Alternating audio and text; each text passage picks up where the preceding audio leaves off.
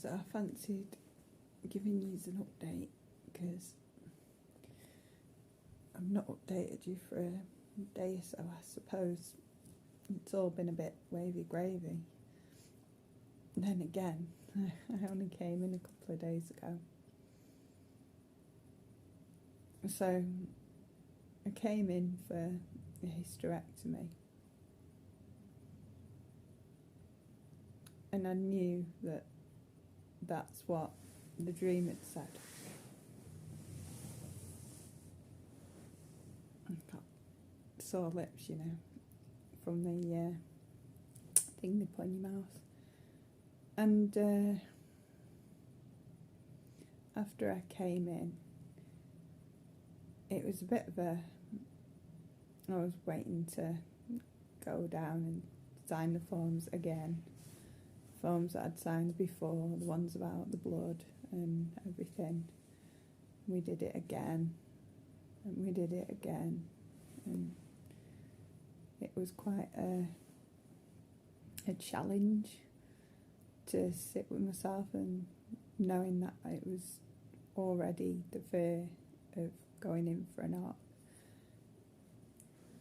It was like I knew what would be, but it was still that trying to do what was right and make a conscious choice and still be able to stand by my belief system when it was really challenging to do that with other people, trying to say, you know, if you're dying, our hands are legally tied because you've signed that. And I'm like, I know.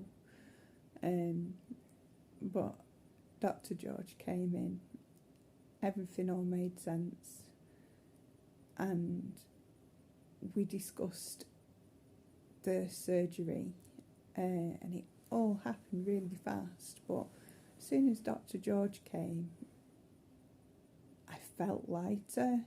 I just felt like the pressure was off, and I could see into his eyes, and I knew that, as well as the fact that he told me specifically the surgeon that treats Jehovah's Witnesses, because that's how it is. He also said to me that it's better for us to have our own blood. It's not really in anyone's interest really to stick blood in another person unless there was no other option. So I knew he wouldn't do it just because. And he also said there's a different type of surgery. So it's a robot, and I was like, I don't know. I don't want to be operated on by a robot. I want to be operated on you. You know, I trust you. And so he explained about this robot that is him, and they are together in the same room, in the same space, and it allows him to do the surgery far more carefully. Now, obviously he's careful no matter what, but because they don't know what's happening when they get inside, and because they've got to be extra careful because of my belief system and not wanting blood, that the robots were the way to go, or the robot was the way to go. So he wrote a little thing on the form, and we signed it together, and that was good. I went down, had a bit of a wait to go into surgery. I woke up crying, wanting a hot water bottle, and I don't remember seeing anything very much, but I remember someone passing me something that wasn't a hot water bottle, and I remember waking up again and asking for hot water. Someone passed me something. I believe a lady in recovery passed a bag of saline or something. It was a bag of something, and that bag, they must have just known that would hold heat or take the heat from me and give it me back and would be comforting, because that exactly was what I needed. And then I kind of held on to that for all after recovery, all that night and right through to the next morning, when I realised that although I've been cuddling round it, it was too big for me to be lifting post-surgery. So I let it go, and then I regretted letting it go because the trap wind was really a thing that came pretty soon. Well, it slowly seemed to build up after that, and then it was getting like really so painful that the pain was making me sick. And I wasn't able to do much about that until I messaged my aunt, and she came down with a hot water bottle that wasn't hot, but it was still exactly what was needed, and a mint oil, and together that has created a massive difference, and I managed to sleep really good sleep. So yesterday, this Dr. George came down and spoke to me. He talked to me after the operation and checked the incisions, because there was 4, and then he came back again, and he explained that there'd been endometriosis was found, and all of a sudden it all made sense that this is why I'd had the dream. So the endometriosis is where womb lining grows on other organs or other bits of inside of you, and it causes incredible pain because like womb lining is wanting to, you know, do the thing that a womb does and produces blood and bleeds and wants to fall away, but it's got nowhere to go when it's not in the womb. And that causes incredible like scarring and pain, and it doesn't show up on tests and things like that. So I don't know how they find it, but there you go. So it was, although that I was here for surgery for cancer, to remove the cancer, it turned out that the cancer was the gift that showed that there was endometriosis.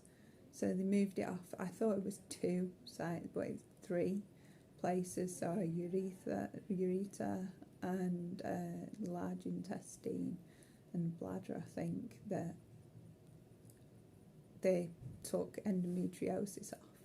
So I was down in surgery for a couple of hours instead of an hour, because he was getting all that done. So, and then of course the cancer meant that the cervix and the womb and the fallopian tubes and that all had to go. It was their time to leave, and so they left. And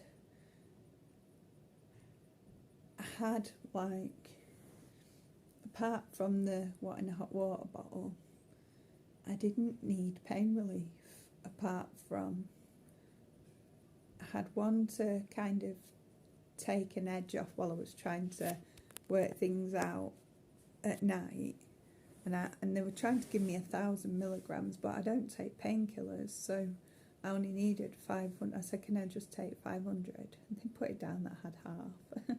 It was a whole tablet. And then the next day, with the wind and everything and trying to settle, I did end up asking for another just to try and, while I was trying to breathe into it, because I've been doing a lot of breath work and breathing into my body, and that's all I've needed for pain relief and calming and things. So using my mantra has been amazing for pain relief. Breathing in and softening the body has been just so beautiful. Also my awareness of pain.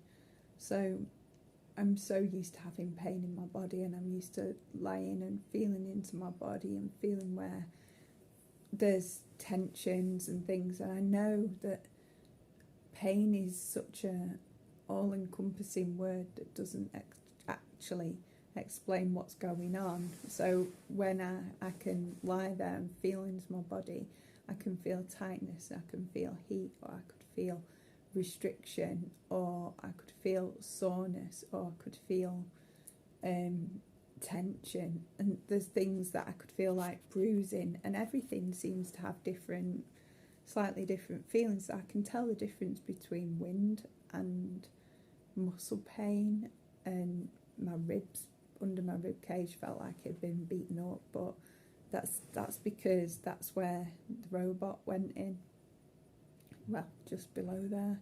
So all that stuff had been moved about, which is why it was having its, its aches and stuff, which is understandable.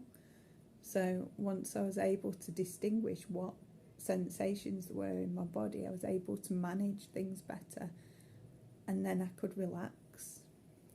The wind thing is really hard to relax because it's a pain that you can breathe into, but you can't, and you can kind of breathe with it and breathe with the burbles and things and burp and stuff, but nothing works as well as peppermint oil and a hot water bottle or warm water bottle. So yeah, the care I've received in this hospital has been truly amazing. The staff have been a blessing, all of them, and I was taken care of. I have to say that the majority of people who've taken amazing care of me have been people that weren't necessarily born here in the UK, and there's been such an amazing amount of cultures and belief systems, everything from Africa and India, as well as the UK, and people from other cultures that aren't so much the UK have different belief systems that are connected with God and the one love and consciousness and awareness. And it's been a blessing to be with different people, especially the Hindus that have looked after me or been part of my care, or the people, the Indian backgrounds. It's been such a blessing for people that know of yoga and know about prayer and the power of prayer. I remember going to sleep and I was holding Wisdom's hand. The guy was called Wisdom, and I was holding his hand as the anaesthetic was going in, and I was saying the Ram, Ram, Ram, Ram mantra as I was breathing the oxygen, and I felt the heat come over my body, and then I dropped off. And then I didn't really know anything until I came round. But those moments, the laughter and the smiles and the care and the consideration and the compassion shown through so many different nurses and doctors and anaesthetists, like, such a blessing. I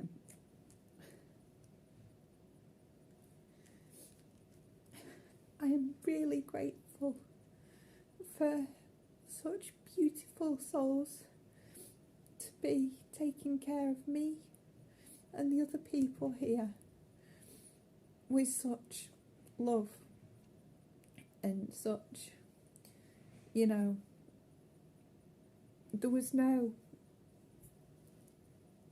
there's just love, so much love. And I'm telling you, like, these people, the cleaner, absolute star, forgot her name, she's beautiful. This hospital, I was born here. My nana worked here before I was born even. This hospital, I was born a couple of floors underneath where I am, is still carrying many of the things that it had then when I was born. Some of the taps aren't working, some of the ceilings are falling through. Some of the electrics don't work. Some of the just fixtures and fittings, and there's bits and pieces going on where people are trying to repair things and maintain things, and there's such a shortage that staff are trying to, like, I wanted porridge and it's the only thing that I'd be able to eat. One of the nurses gave me her porridge, like, so that I could eat. I was so grateful. There's so much, you know what I mean? In a place where they are being very resourceful, like the woman in recovery who gave me the bag of something that worked as a hot water bottle. There's so much resourcefulness going on here, and so much love, and so many people who are caring and highly skilled. I was served throughout the night by a guy. I said, "Oh, you're just like Hanuman." He said, my name is Jay Krishna. I was like, "Oh, thank you." And it was like, I could just see everything, and all this time I have, like, my Maharaji was overlooking me. I put him down now, he's over here now instead, because I put him to one side thinking I was going home yesterday, but I'm going to be going home today because I had to wait till I'd farted, basically, and that I was steadier on my feet. And yesterday I was still under the influence of the anaesthetic. I was not holding myself up fully, I was too wobbledy, and with the wind and everything being trapped and not farting, I was burping quite a lot, but yeah, so they wanted to keep a hold of me to make sure that I wasn't going home and where I could, like, endanger myself or anyone else. So that was good. So yeah, today I should be going home at dinner time, and I'm just so grateful for everyone here at Stepping Hill, and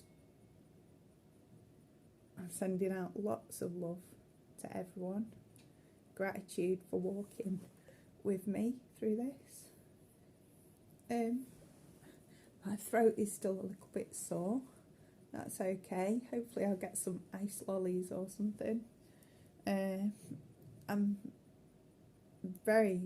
feeling very little pain. It's more discomfort. I'm so grateful for the surgery and for having Dr. George and him taking such good care of me, because it turned out he was an endometriosis specialist, and he must have just known. His ability to listen when you wouldn't think he's listening and to act on things. I don't know why he's a surgeon. That guy is, well, he's God in human form. That's why he does what he does. And the anaesthetist, he was a Hindu from India. It's, Wisdom was one of the anaesthetists was down there too. They all, everyone has their job, their part to play on this beautiful walk of life, and our skills. And if we just stop to listen to what we're good at, we'll find that by just being who we are, we're just able to serve the greatest, highest good and live our lives free and happy. So, big love, and I'll date you soon.